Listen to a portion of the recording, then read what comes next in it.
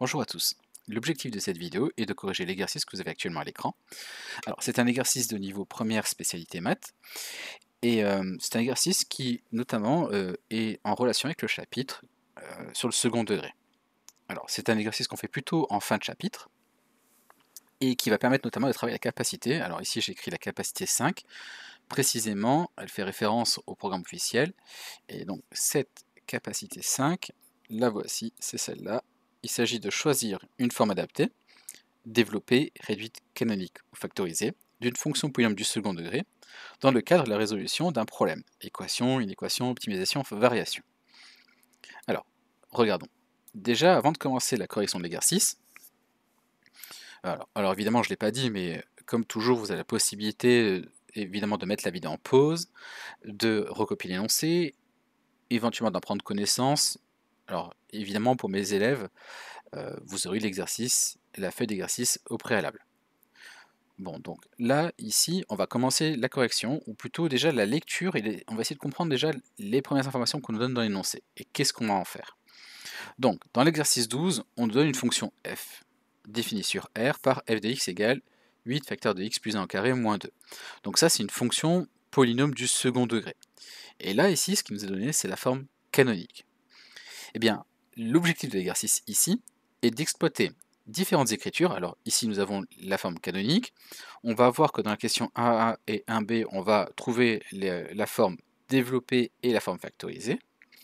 Et à partir de ces trois-là, on va tâcher de répondre à diverses questions. Alors, évidemment, on pourrait n'avoir que la forme développée et à partir de là répondre à toutes les questions qui vont suivre. Mais ce qu'on va voir, c'est que selon le contexte, selon la question qui sera posée, ben, parmi les trois qui sont proposées, à chaque fois, il y en aura une qui sera beaucoup plus performante, beaucoup plus judicieuse, et donc qui permettra de faire des calculs très simples et qui permettront d'arriver rapidement au résultat voulu. Donc, alors allons-y, on va commencer. Je vais mettre l'exercice de côté, et on va commencer à corriger ça tout doucement. Alors, donc, dans l'exercice 12, donc j'ai déjà commencé par recopier l'expression qui nous était donnée au début. Ça, c'est ce qu'on appelle, comme je viens de vous le dire, ça c'est la forme canonique. Voilà. Et donc, on veut démontrer d'abord que la forme développée de la fonction f, eh ben, elle est donnée par 8x carré plus 16x plus 6. Donc, c'est parti. Si éventuellement vous avez besoin de mettre la vidéo en pause, ben, allez-y, mettez-la en pause et essayez de répondre à la question par vous-même. Bon, alors je pars du principe que c'est fait. On passe à la correction. Donc d'abord, on commence par écrire que pour tout réel x, on a. Alors ici, il s'agit d'abord, alors à chaque fois il y a plusieurs façons d'y répondre, mais là je vous propose de partir de la forme qui est donnée initialement dans l'énoncé, c'est-à-dire la forme canonique, et puis puisqu'il est écrit de développer f de x, eh bien, on va développer cette écriture-là, cette expression-là. Donc j'écris f de x égale, donc c'est 8 facteur de x plus 1 au carré moins 2, je le recopie. Ensuite, égale quoi? Alors, il s'agit de développer ça. Ici, nous avons 8 facteur de x plus 1 au carré moins 2. On va commencer donc en priorité par la parenthèse au carré, là, donc x plus 1 au carré. Ici, on peut reconnaître ce qu'on appelle une forme, alors une identité remarquable, et on va développer donc ceci, x plus 1 au carré.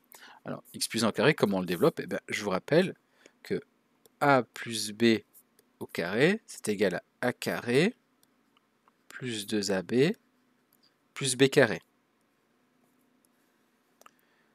Bon, alors évidemment, si on n'est pas trop à l'aise avec les identités remarquables, on peut très bien réécrire que x plus 1 au carré, c'est x plus 1 fois x plus 1, et appliquer la double distributivité.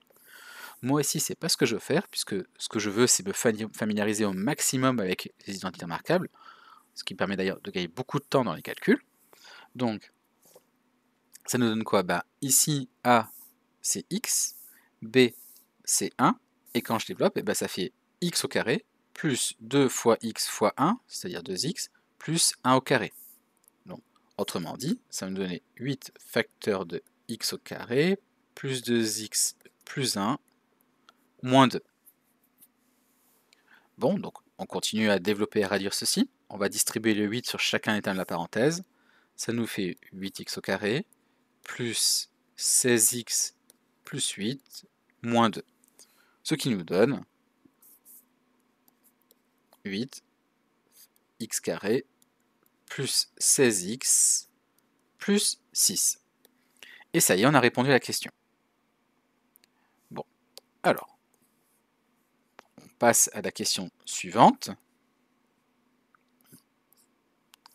On nous demande, en petit b, de factoriser f de x et de vérifier que f de x peut s'écrire sous la forme factorisée, sous la forme donc 8 facteur de x plus 1,5 facteur de x plus 3,5.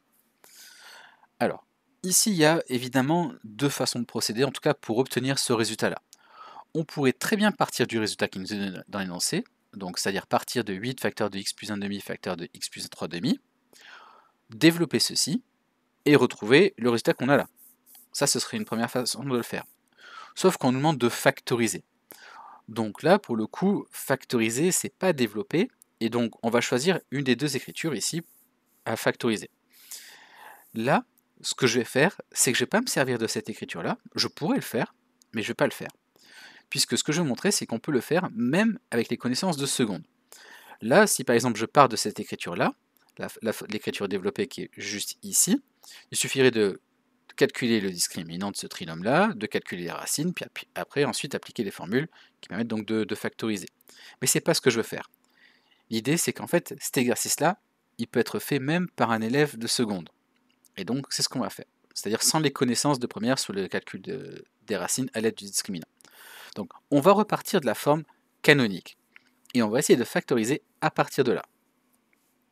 Donc, comme ici, je vais commencer par écrire pour tout réel x. Cette phrase-là, en fait, elle signifie concrètement que je me place en toute généralité. Je ne vais pas remplacer x par une valeur, je vais garder x un réel quelconque. C'est ça que ça signifie. Donc, on repart de la forme canonique. f de x est égal 8 facteur de x plus 1 au carré moins 2. Pour factoriser ceci, je vais utiliser encore une fois mes identités remarquables. Puisque, rappelez-vous, là, si on était en seconde, c'est tout ce qu'on aurait. On aurait comme technique de factorisation, soit en gros factoriser à l'aide d'un facteur commun, soit utiliser les identités remarquables. Et là, au niveau des facteurs communs, bah oui, on trouve deux, mais c'est pas le mieux. Donc du coup, qu'est-ce que je vais utiliser ici? Qu'est-ce que je voudrais utiliser comme identité remarquable? Eh bien là, je vois que j'ai un carré, j'ai x plus 1 au carré, et ce serait bien d'avoir la différence entre deux carrés, la forme a carré moins b carré. Alors, certes, 2 c'est le carré de racine de 2, et 8 c'est le carré de racine de 8. Mais il y a mieux que ça. Donc, moi, je veux quoi? Je veux utiliser cette identité remarquable là. Je veux utiliser le fait que a carré moins b carré, c'est égal à a moins b facteur de a plus b. Je voudrais exploiter ça.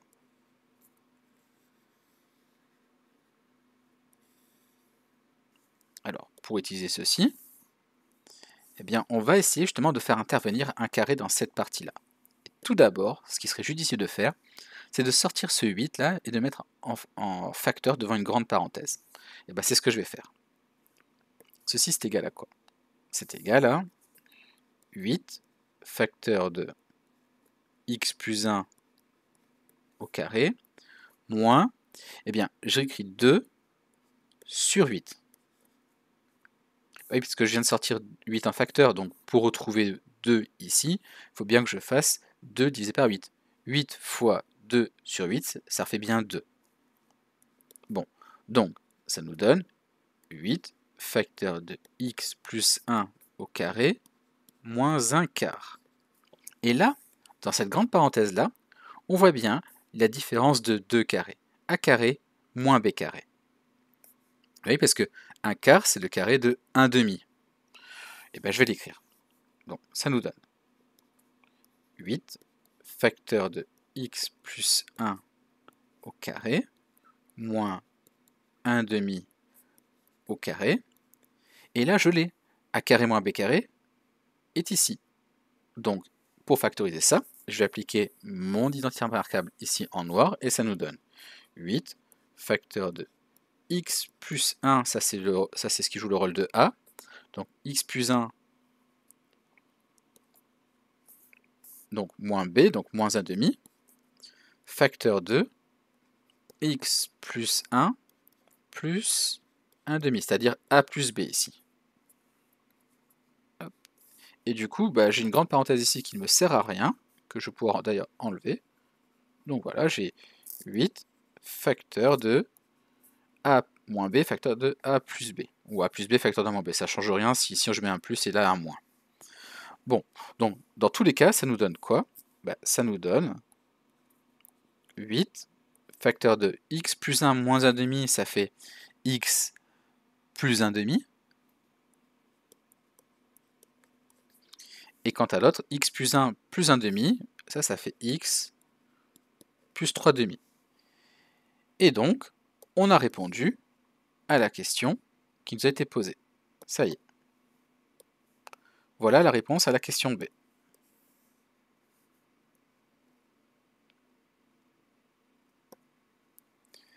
Bon, alors je vous laisse éventuellement mettre la vidéo en pause pour noter le contenu de ceci.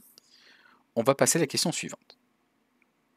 Donc, à ce stade-là, qu'est-ce qu'on connaît? Qu'est-ce qu'on sait? Je vais me l'écrire quand même pour que ce soit plus clair. Ici, j'ai ce qu'on appelle la forme factorisée. Donc, ça, ici, c'est la forme factorisée. Ici, j'ai la forme, ça c'est la forme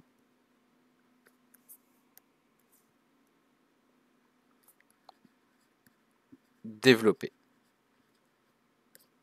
Et à partir de là, on va pouvoir répondre aux questions. Donc, forme canonique, forme développée, forme factorisée. On passe à la question 2.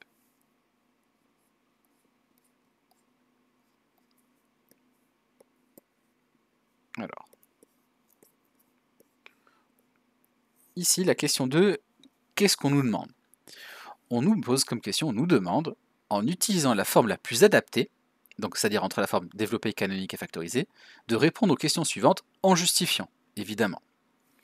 Donc, dans la question 2, petit a, on nous demande de déterminer les coordonnées des points d'intersection de la courbe représentative de la fonction f avec l'axe des abscisses. Et d'ailleurs, si on en profite pour regarder la question petit b, dans la petit b, on demande de déterminer les coordonnées des points d'intersection de C avec l'axe des ordonnées. Du coup, on va essayer de comprendre directement comment répondre à ces deux questions-là. Et pour ça, rien de mieux qu'un petit dessin pour commencer. Donc, je vais me représenter schématiquement ma figure, là, c'est-à-dire ma courbe représentative dans un repère, donc la courbe qui représente f. La voici, on va se la représenter. Donc là, je trace mes axes. Je sais que, alors on va en reparler concrètement de ça, mais ici, je sais que ma forme, hop, alors, tiens, voilà. Je sais que sous forme factorisée, on a, si on reprend, ici, on a 8 facteur de x plus 1 demi, facteur de x plus 3 demi. Et en fait, ça, si j'ai un peu de connaissances par rapport au cours, ça signifie quoi? Bien, ça signifie concrètement qu'il va y avoir deux racines. Autrement dit, je vais avoir deux points d'intersection avec l'axe des abscisses. Donc concrètement, à quoi va ressembler ma courbe? Elle va ressembler à ça. Donc, ma courbe, c'est une parabole. Voilà, comme ceci. Alors, elle n'est pas très bien faite, mais vous comprenez. Ici, j'ai donc deux points d'intersection. Et là, je vais avoir un point d'intersection au niveau de mon axe des ordonnées. Donc là, j'ai l'axe des x et là, c'est l'axe des y. D'accord? Et ça, c'est la courbe qui représente la fonction f. Je l'appelle c. Bon, alors, on demande les points d'intersection de la courbe avec l'axe des abscisses d'abord, puis après l'axe des ordonnées. Donc, comment on fait pour trouver ces valeurs-là? Bien, ces valeurs-là, alors d'ailleurs, il y a une valeur qu'on peut écrire ici tout de suite, hein, tant qu'à faire. Alors oui, d'abord, occupons-nous de ça. On va s'occuper de ça. Ces valeurs qui sont ici, c'est concrètement les deux racines x1 et x2. Ici, on a x1 et x2, les fameuses racines de notre fonction polynôme du second degré. Précisément, hop, je vais le faire comme ceci. Donc je vais même utiliser une autre couleur pour qu'on le voie bien. Ici, j'ai comme valeur x1. Et ici, j'ai x2. Et en fait, le point que je cherche, puisque je cherche ces coordonnées, ben là c'est le point de coordonnées x1, 0. Et là c'est x2, 0. Bon. Ensuite, on va aussi répondre à la question de la recherche du point d'intersection avec l'axe des ordonnées. Ben, ce point-là, quelles sont ses coordonnées? Je vous rappelle que ici on a l'origine du repère. Donc ce point-là, il a pour abscisse 0, et quant à son ordonnée, elle est obtenue en calculant f de 0. Donc ça nous permet de répondre à la question qui suit. Bon, bah, il n'y a plus qu'à rédiger notre réponse. Alors, c'est parti. Donc moi, qu'est-ce que je vais utiliser ici? Eh bien, ce que je sais, hop, et je vais l'écrire en dessous, ce que je sais, c'est que les abscisses des points d'intersection, on va l'écrire, les abscisses des points d'intersection de C avec l'axe OX, c'est-à-dire l'axe des ordonnées, l'axe OX. Donc ces abscisses, elles sont données par x1 et x2. Eux-mêmes sont obtenus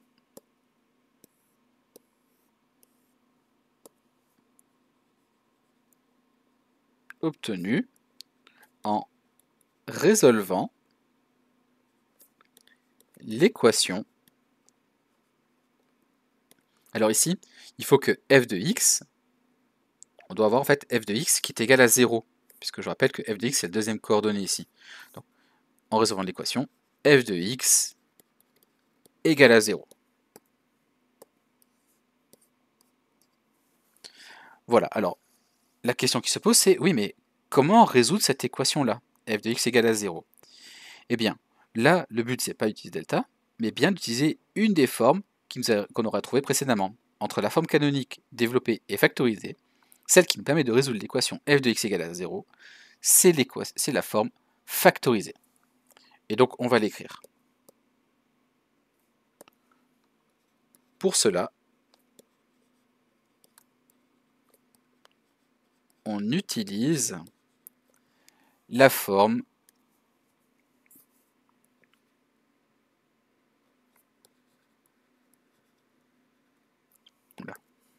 factorisée. Alors, c'est parti. Donc on sait qu'on va utiliser la forme factorisée. Donc on la réécrit. F de x, alors c'est mal écrit, je le refais. F de x égale à 0. Si et seulement si, donc ceci équivaut à, donc on recopie, 8 facteur de x plus 1 demi facteur de x plus 3 demi égale à 0. Ce qui équivaut à, alors on a ce qu'on appelle ici une équation produit nulle, donc c'est-à-dire x plus 1 demi égale à 0, ou x plus 3 demi égale à 0. Ce qui équivaut encore à eh bien, x égale à moins 1 demi, ou x égale à moins 3 demi. On n'a plus qu'à faire la conclusion, puisque en fait ça correspond à nos valeurs que nous cherchions tout à l'heure, c'est-à-dire x1, x2. Alors attention à l'ordre, hein, le plus petit étant celui-ci, mais là on s'en fiche, on n'a pas besoin. Ce qui compte c'est de comprendre que là on a les abscisses des points d'intersection que nous cherchons. Et donc, j'écris conclusion. Conclusion.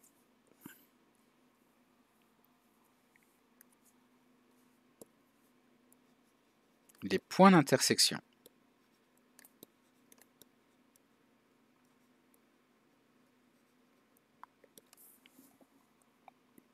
de C avec l'axe des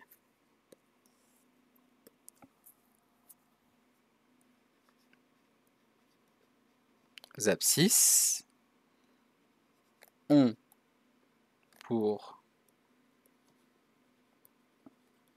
coordonnées, eh bien, ici c'est moins 3,5, 0 pour la première, et l'autre c'est moins 1,5, 0 pour la seconde. Voilà. Allez, on encadre le résultat.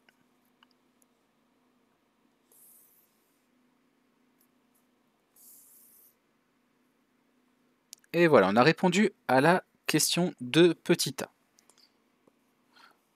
Voilà. Donc ça veut dire que ici, à cet endroit-là, on a moins 3,5. Ici, on a moins 1,5. Bon, alors, pour la question maintenant de petit b. Donc on sait qu'on va calculer f de 0 pour déterminer la deuxième coordonnée de notre point qui est ici, c'est-à-dire l'ordonnée là. Bon, alors, on va l'écrire. Ici, qu'est-ce qu'on veut faire? On veut calculer, hop, allez, donc, question petit b, calculons f de 0. D'accord, c'est ce que je veux faire. Et je vais quand même tout de suite le dire. Quelle est la forme la plus adaptée pour calculer f de 0? Eh bien, on va regarder. Rappelez-vous, on avait 3 écritures possibles. Alors, je vais garder l'énoncé sous les yeux, je vais, ou plutôt le montrer ici. Voilà. Donc, qu'est-ce qu'on va utiliser? Qu'est-ce qu'il y a de mieux là? Entre la forme canonique, la forme développée et la forme factorisée. Alors, vous me direz, oui, mais elles permettent tout de le faire. Et c'est vrai, on peut remplacer x par 0 dans n'importe laquelle des trois là ici. Mais il y en a quand même une qui est quand même beaucoup plus judicieuse que les autres, qui permet vraiment de ne pas faire de calcul, vraiment un minimum de calcul. Eh bien, c'est la forme développée ici. Ben oui, parce que si on remplace x par 0 là-dedans, on le voit tout de suite. 0 carré, ça fait 0, 8 fois 0, ça fait donc 0, 16 fois 0, ça fait 0, il ne reste plus que 6. Alors, je suis d'accord qu'avec la forme canonique, on l'obtenait aussi. Parce que, effectivement, 0 plus 1 au carré, bah, ça fait 1 au carré, c'est-à-dire 1. 8 fois 1, 8. 8 moins 2, 6. Mais j'ai presque l'impression, j'ai presque envie de dire que c'est plus compliqué encore que de remplacer x par 0 là-dedans, dans cette forme développée. Donc ici, on va donc faire 8 fois 0 carré plus 16 fois 0 plus 6, qui fait 6 immédiatement. Et là, par contre, je trouve que remplacer x par 0, bah, c'est presque trop compliqué, ça vaut presque pas le coup. Donc on va pas le faire pour la forme factorisée, clairement pas. Donc, allez, c'est parti. Donc, on écrit que la forme la plus adaptée pour calculer f de 0 est la forme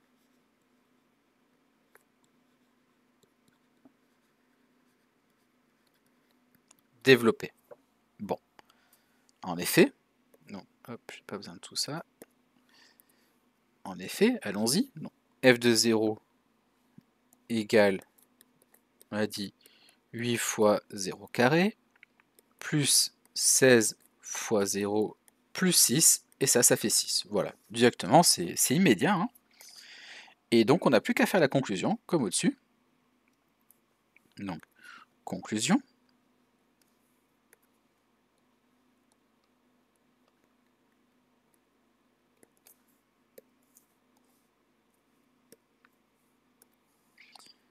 Le point d'intersection.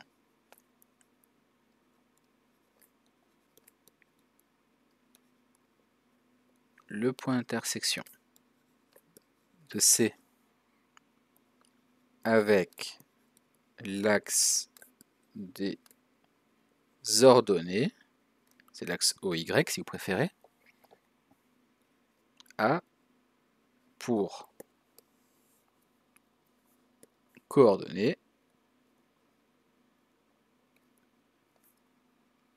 0, et 6 en ordonnée. Voilà. Donc, on va, comme toujours, j'aime bien faire ça, encadrer le résultat.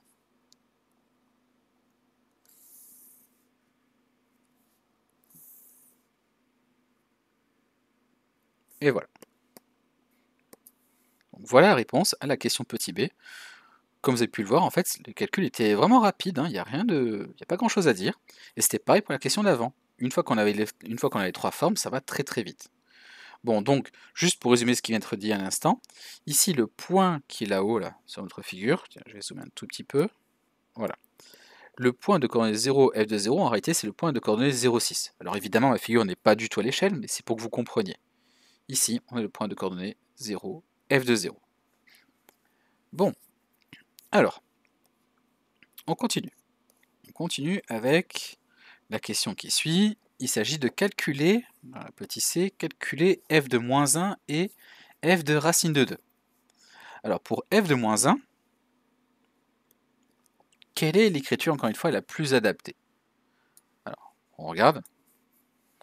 Il s'agit donc de remplacer x par moins 1, c'est ça que ça veut dire, calculer l'image de moins 1 par f. Eh bien, en fait, si on commence directement par la forme canonique, on se rend compte que rapidement, les calculs deviennent très très faciles. Ben oui, parce que moins 1 plus 1, ça fait 0. 0 carré, ça fait 0. 8 fois 0, ça fait 0. Il ne reste plus que moins 2. Et ben voilà. Là, pour le calcul de f de moins 1, la forme canonique s'impose. Ce qui ne signifie pas qu'on ne peut pas le faire avec le reste, évidemment, ça se fait aussi bien, mais c'est certainement moins facile. Puisque là, pour le coup, ça exige de faire après des additions. Regardez, 8 fois donc moins 1 au carré ça fait 1, 8 fois 1, 8, plus 16 fois moins 1 ça fait moins 16, du coup il faudrait faire 8 moins 16 plus 6. 8 moins 16 plus 6, évidemment c'est pas difficile à faire de tête, mais je pense que le plus simple c'est quand même d'utiliser la forme canonique qui est au-dessus. Et pareil ici pour la forme factorisée, là carrément je pense que c'est pas ce qu'il y a de plus simple. Hein. Si on calcule f de moins 1 à partir de la forme factorisée, les calculs sont franchement pas agréables. Donc d'ailleurs on va s'en passer. Allez, donc ça c'est pour le calcul de f de moins 1. On peut peut-être aussi anticiper pour la f de racine de 2. F de racine de 2, allez, hop, je remonte. Donc, parmi les trois écritures que nous avons. Racine 2 là-dedans, du coup, ce sera pas franchement sympa à développer ça, puisque on va avoir 8 facteurs de racine de 2 plus 1 au carré moins 2, et l'objectif étant de donner le résultat le plus simple possible, donc c'est-à-dire sous forme développée réduite, il faudrait donc redévelopper ceci. On n'a pas vraiment envie de le faire, d'autant que développer, on l'a déjà fait en fait ici. Donc, a priori, là c'est pareil avec la racine de 2, donc écrire 8 facteur de racine de 2 plus 1 demi, facteur de racine de 2 plus 3 demi, là encore c'est pas franchement agréable. Donc en fait on a envie de dire qu'on va prendre la forme développée. Et d'ailleurs ça se justifie bien, puisque racine de 2 au carré ça fait 2. Du coup on va avoir un résultat très très simple rapidement. Donc là, pour la deuxième partie, on va utiliser donc la forme développée. Voilà. Comme vous pouvez le voir, en fait, à chaque fois, l'objectif de l'exercice, c'est d'anticiper les calculs. C'est ce que je fais avec voie l'oral. À chaque fois, j'essaie de regarder chacune de mes écritures et de réfléchir à la meilleure stratégie pour répondre à la question. Est-ce qu'il s'agit de faire des calculs, est-ce qu'il s'agit de résoudre des équations, est-ce qu'il s'agit de déterminer quand même un point? Tout ça, ça va dépendre de ce qu'on a avec les trois écritures. Et donc, on essaye vraiment d'anticiper. C'est vraiment une démarche mathématique qui est classique. On anticipe la réponse pour aller directement à l'essentiel, pour aller au plus rapide. Donc, on recommence. Donc pour le calcul de f de moins 1, on a dit qu'on utilisait la forme canonique. Donc on y va, on l'écrit. À l'aide de la forme canonique,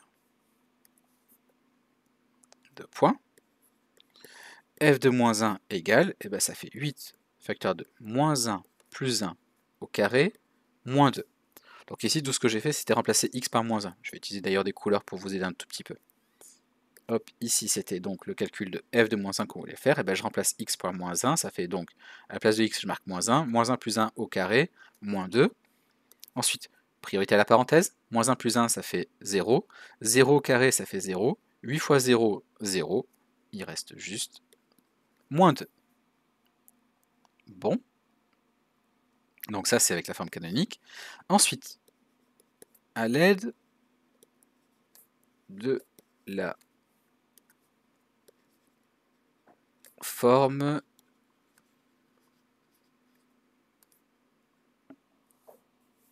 allez, hop, on a eu un petit bug. Donc, à l'aide de la forme... Alors, on recommence, c'est pas grave.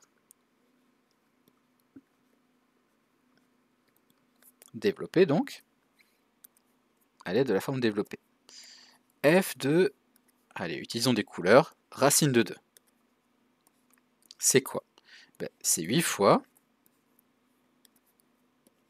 racine de 2 au carré, plus 16 fois racine de 2, donc je peux écrire 16 racine de 2, plus 6. Ce qui nous donne, donc on a dit racine de 2 au carré, ça fait 2, 8 fois 2, 16, plus 16 racine de 2, plus 6, ce qui nous fait,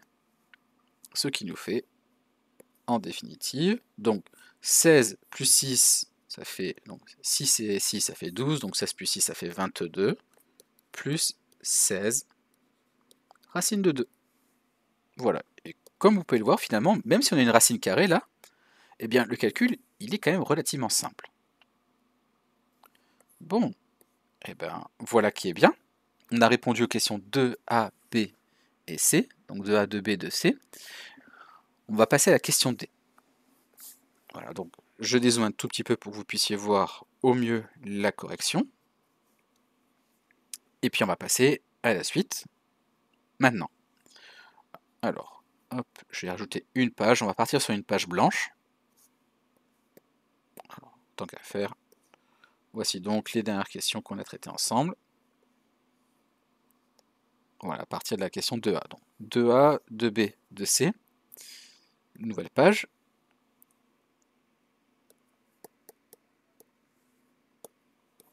Alors, on passe à la question petit d. On nous demande de dresser le tableau de variation de f. Alors, tout à l'heure, j'ai pas précisé, j'ai pas justifié pourquoi, mais on a vu que... Alors, ce que j'ai fait, c'est que la courbe qui est ici, je l'ai représentée comme ceci, orientée vers le haut, c'est-à-dire avec son sommet vers le bas. Et donc, c'est là, on va pouvoir un petit peu revenir là-dessus. Donc, pourquoi je l'ai représentée comme ça? Eh bien, je vous rappelle que tout dépend de la valeur de a. Ici, a, c'est donc le nombre qui multiplie x au carré. Donc je rappelle que a ici, il est égal à 8 et qu'il est strictement positif. Ça veut dire que notre parabole elle est orientée comme ceci vers le haut. Et donc pour la forme, qu'on va utiliser ici pour dresser le tableau de variation, on va utiliser quoi? En fait, on va utiliser la forme canonique. La forme canonique va nous permettre d'une part effectivement d'identifier a, c'est-à-dire l'orientation de la parabole, mais aussi de déterminer ici le minimum. Alors le minimum, il est donné par quoi là? Eh bien en fait, il est donné par la connaissance des nombres alpha et bêta. Donc ici on a alpha et bêta. Bon bah, que dit la forme canonique? À quoi est égal, à quoi sont égaux alpha et bêta? Alors, on va le voir tout de suite. Donc, ici, je vais écrire, c'est la question donc D que nous traitons. La question D. Alors, on y va. J'écris avec la forme canonique. Alors évidemment, je ne justifie pas, je n'ai pas dit pourquoi avec la forme canonique, mais vous le savez certainement d'après la leçon. Et en fait, quand on abordait les variations d'une fonction polynôme de second degré, on l'a fait à partir de la forme canonique. C'est ça vraiment qui nous permet d'avoir l'information sur la parabole, ou du moins les variations de la fonction f ici. Donc c'est pour ça que je commence par ça directement, parce que je pars du principe que ça c'est connu. Donc ici je vais préciser d'abord la valeur de a, de alpha et de bêta. Et pour ça, donc je vous rappelle déjà, la forme canonique, c'est quoi? C'est ça, hein, c'est f de x égale 8 facteur de x plus 1 au carré moins 2. De manière générale, la forme canonique, elle ressemble à quoi? De manière générale, la forme canonique, c'est quoi? C'est a facteur de x moins alpha au carré plus bêta. Donc ici, à quoi est égal à A? Ben, A, on a dit que c'était 8. Bêta, on le voit bien ici, bêta c'est égal à moins 2. Par contre, pour alpha, attention, vous ne vous trompez pas, il y a un petit piège ici. Alpha, c'est moins 1. Pourquoi? Ben parce que x plus 1, ça s'écrit x moins moins 1. Et moi, j'ai un moins ici. D'accord? Donc, sinon, je donne aussi une petite astuce que j'aime bien dire, c'est que pour le cas de alpha, ici, quand vous avez dans la parenthèse, par exemple, x plus 1, ben vous prenez l'opposé, quoi. Alpha, il fait moins 1. Bon, donc, ceci étant dit, on va quand même l'écrire avec la forme canonique. On a dit A est égal à 8, il est positif, alpha est égal à moins 1, et bêta est égal à moins 2. Donc ceci nous permet directement de dresser le tableau de variation. Donc, ici, j'écris, alors je vais écrire x, comme ceci. Là, je vais écrire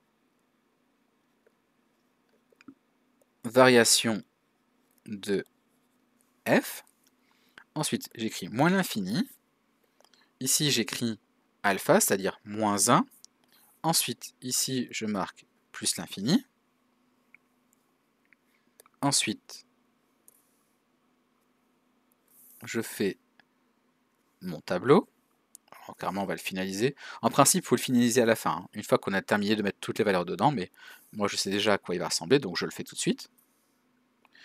Ensuite, qu'est-ce qu'on a dit? Puisque A est positif, notre parabole est tournée vers le haut, le sommet est en bas, et donc notre fonction, elle est d'abord décroissante, puis croissante.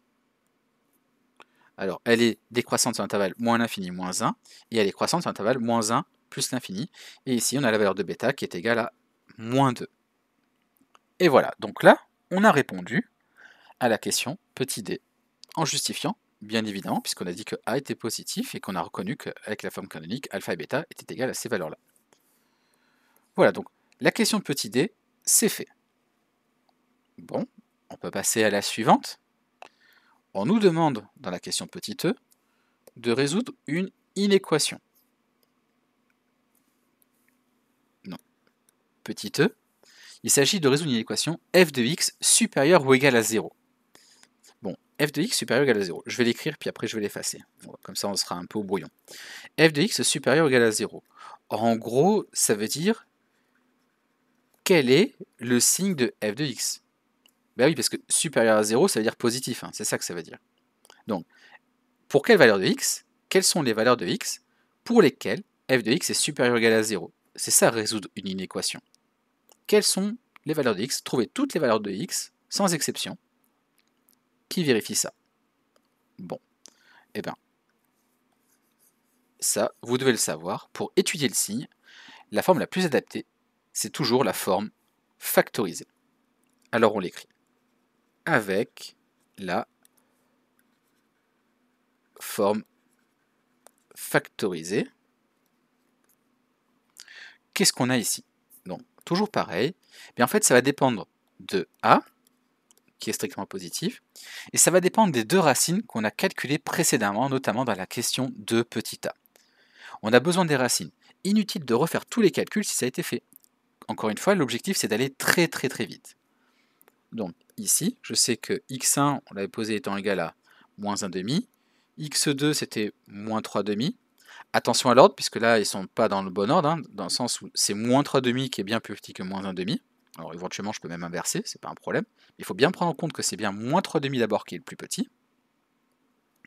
Et donc, on n'a plus qu'à adresser notre tableau de signes. C'est parti donc. Ici, j'écris x.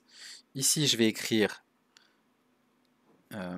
signe de f de x. Ensuite, j'écris moins l'infini. Chacune de mes racines écrites du plus petit au plus grand. Donc là, je vais mettre moins... Hop, allez, on recommence. Moins 3,5.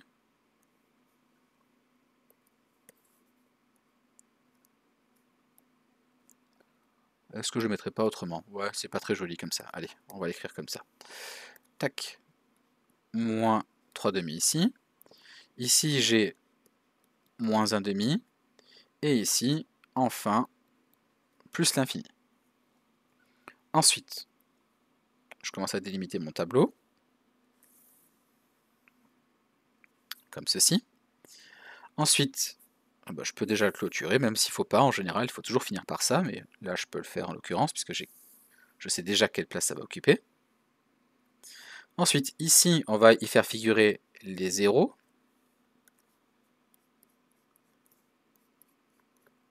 Voilà. Donc, premier zéro, deuxième zéro. Ensuite, les signes, maintenant. Comment mettre les signes? Ce qu'on sait, c'est qu'au niveau des signes, ici, on va y inscrire le signe de A. Ici, c'est le signe de A.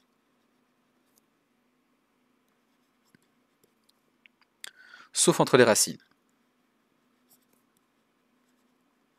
Entre les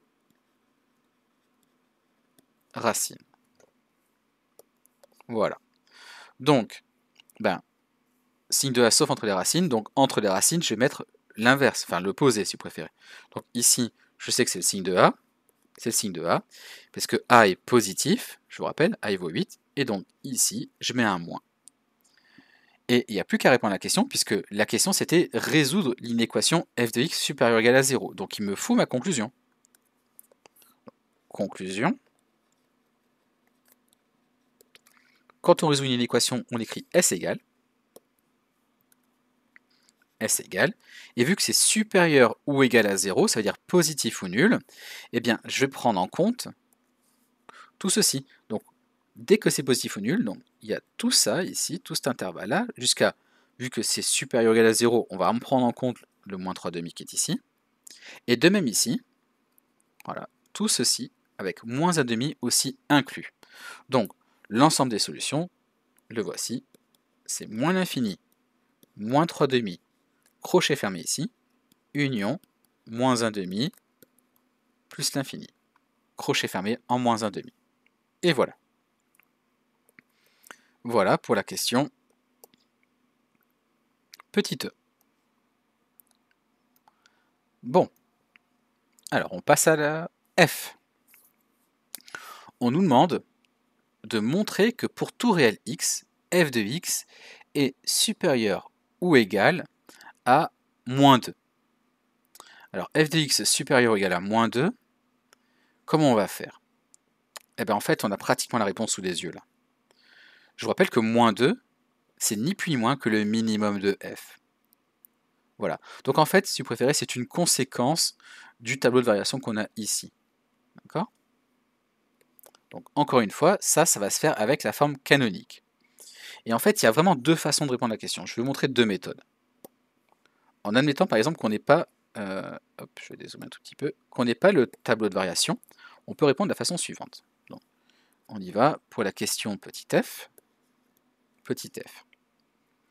Première méthode.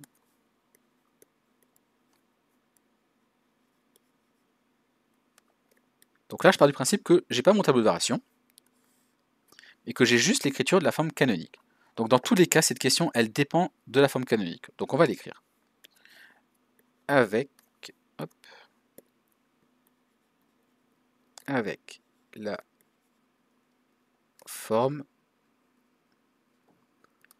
canonique. Alors évidemment, ça, je préfère l'écrire en rouge. Alors tant pis, on va recommencer. Avec la forme canonique pour tout réel x, on a... Alors, on part de quoi? On va partir du fait que ce qu'on sait, c'est que x plus 1 au carré, c'est un nombre qui est supérieur ou égal à 0. Pour tout nombre réel x, x plus 1 au carré est supérieur ou égal à 0. Que je multiplie par 8, ça ne change rien non plus. D'accord? Ça reste supérieur ou égal à 0. Et donc, 8 facteur de x plus 1 au carré moins 2, comme ceci est supérieur ou égal à 0, donc ceci est supérieur ou égal à 0, le fait de retrancher moins 2, ça fait que tout ceci est supérieur ou égal à moins 2. C'est-à-dire que pour tout réel x, comme je l'ai écrit ici, pour tout réel x, je peux même le souligner, eh bien, ça c'est f de x est supérieur ou égal à moins 2. Voilà, donc on a répondu à la question. Ça y est, on a démontré que pour tout réel x, f de x est supérieur ou égal à moins 2. Ça, c'est la méthode numéro 1. Hop, allez, je l'encadre proprement. Pour tout réel x, f de x est supérieur ou égal à moins 2. L'autre méthode maintenant, comme j'ai dit, c'est d'utiliser le tableau de variation, qui dans tous les cas a été obtenu quand même avec la forme canonique. Donc, on écrit deuxième méthode.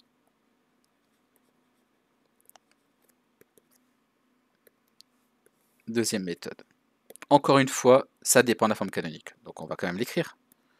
Avec la forme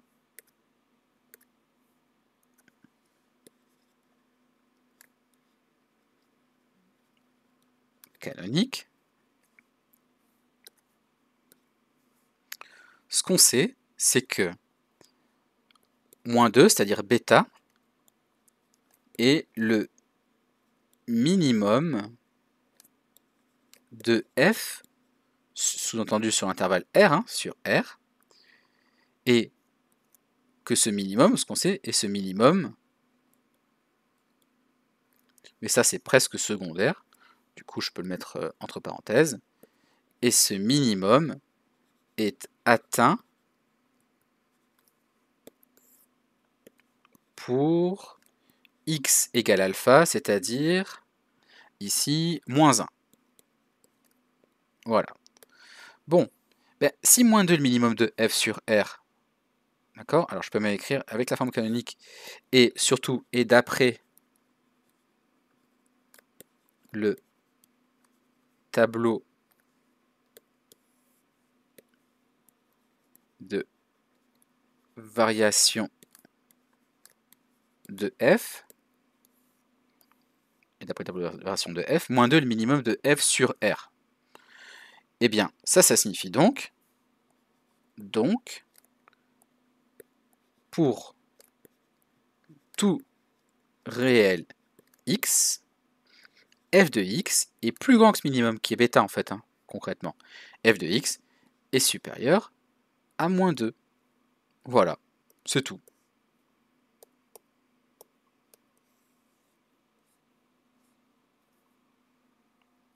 Bon. Allez, la vidéo est un peu longue, c'est vrai, ça fait pratiquement 50 minutes qu'elle dure. Il ne nous reste plus qu'une dernière question à répondre.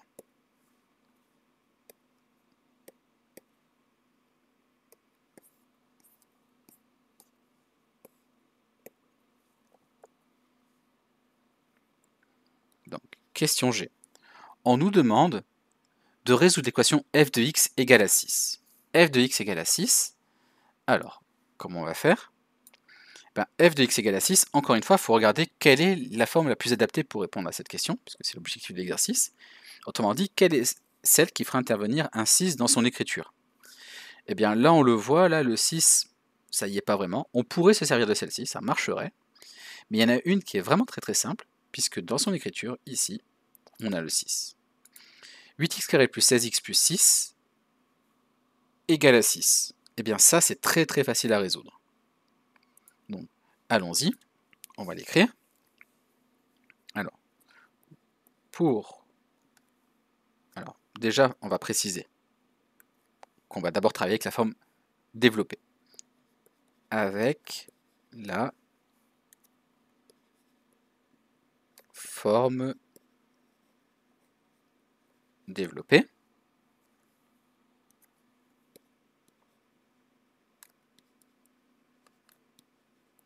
Pour tout réel x, on a f de x égale à 6. Déjà, je recopie mon équation. Ça équivaut à quoi? Ça équivaut donc à 8x au carré plus 16x plus 6 égale à 6. Bon, alors attention, là, il ne faut pas faire du delta, encore une fois, surtout pas. Déjà, ce qu'on va faire, c'est au moins réduire ce qu'on peut, en tout cas réduire au maximum l'équation qui est ici. Là, j'ai plus 6, là, ceci est égal à 6, donc là, je peux faire passer le plus 6 de l'autre côté, ce qui me donne moins 6. Dans tous les cas, il reste 8x au carré plus 16x égale à 0. On aurait pu très bien faire ceci, barrer les 6. Bon, moi j'aime pas trop faire ça, mais dans l'idée c'est ça. Alors, comment on fait pour résoudre ceci? Eh bien, encore une fois, comment résoudre une équation ici sans seconde, c'est-à-dire avec un égal à 0? Il y a 3 techniques, hein. Facteur commun, identité remarquable, et éventuellement les techniques de première, avec en particulier le calcul du discriminant, pourquoi pas. Mais là, il ne faut surtout pas faire ça, puisqu'on le voit le facteur commun ici. Le facteur commun, eh bien c'est, alors il y a x, mais il y a mieux que x, c'est carrément 8x. Donc ceci équivaut à, donc en factorisant maintenant, 8x facteur de x plus 2 égale à 0. Et oui, parce que si on redéveloppe, 8x fois x, ça fait bien 8x au carré, 8x fois 2, ça fait bien 16x. Ceci, eh bien, on a ce qu'on appelle une équation produit nul. Ceci équivaut à 8x égale à 0 ou x plus 2 égale à 0. Ce qui équivaut à... Alors pour la première, 8x égale à 0, attention, ne me dites pas que x est égal à moins 8. Ici, on a 8 fois x, c'est une multiplication. Donc là, quel est le contraire de la multiplication? La division, et donc x est égal à 0 sur 8, c'est-à-dire 0. Une autre façon de voir, c'est que 8 fois 0, ça fait 0. Donc surtout, ne me mettez pas que c'est moins 8 la solution ici. Surtout pas. Ou, et là par contre, effectivement, le contre l'addition, c'est la soustraction. X est égal à moins 2. Et bien ça y est, on a résolu notre équation. Il n'y a plus qu'à faire quand même la conclusion. Comment on conclut ça? Quand on demande de résoudre, il faut juste répondre avec S égale. S égale moins 2, 0. Et la question est terminée, et l'exercice aussi. Bon, j'ai conscience que la vidéo est un peu longue. Je l'ai faite parce que certains d'entre vous m'ont fait la demande, ils avaient besoin d'explications supplémentaires, ou du moins d'avoir une explication double, en plus de celle qui est en classe. Donc j'ai vraiment pris le temps de détailler, effectivement en plus de 50 minutes, mais c'est pas grave. J'espère que ça vous aura aidé, que ça vous aura plu. Pour résumer juste, qu'est-ce qu'il faut retenir de tout ça? Dans cet exercice-là, qui travaille la capacité intitulée donc « Utiliser la forme la plus adaptée pour résoudre un problème », vous l'avez vu, à chaque fois on a jonglé entre différentes écritures. Là par exemple sur la dernière question c'était la forme développée, celle d'avant on a utilisé la forme canonique, celle d'avant encore c'était la forme factorisée, et à chaque fois il y en avait une qui était beaucoup plus judicieuse que les autres. Qu'est-ce qu'il faut retenir? C'est qu'il faut d'abord anticiper la question, et donc il faut bien maîtriser en amont toutes les techniques de résolution des problèmes que vous avez vus, qu'on a rencontrés. Comment faire pour étudier un signe, comment résoudre une équation, comment dresser un tableau de variation. On sait que ça c'est avec la forme canonique. Ensuite, observer les nombres qui nous sont donnés. Si par exemple dans l'équation, vous avez comme ceci, là c'est un classique ça, f de x égale à 6, autrement dit là c'est f de x, concrètement c'est f de x égale à c qu'on a là. Eh bien, f de x égale à c, c'est facile, les deux c ici se simplifient, et il nous restera toujours une équation de cette forme-là, qu'on pourra factoriser avec au moins x en facteur commun, ce qui permet de résoudre une équation assez facile. Voilà. Et dans tous les cas, ce qu'il faut savoir, c'est que à partir de l'énoncé initial, quand dans la première question, on vous demande donc, on vous donne la forme canonique comme ici, on pourrait très bien donner une des autres, une des deux autres, on vous donne une écriture ici, il s'agit de retrouver les autres, eh bien faites au plus simple, sauf si vraiment l'énoncé vous l'impose. Le plus simple en général c'est de développer.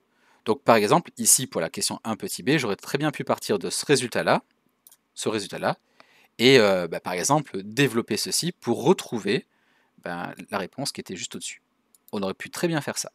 Mais bon, là c'était demandé de factoriser, alors on a répondu à la question, on a suivi l'énoncé et on a factorisé f de x. Voilà. Encore une fois, les questions classiques, c'est déterminer les coordonnées des points d'intersection de C avec l'axe des abscisses. On a fait un petit schéma tout à l'heure pour l'expliquer. Ça, malheureusement, vous n'avez pas d'autre choix que de le retenir.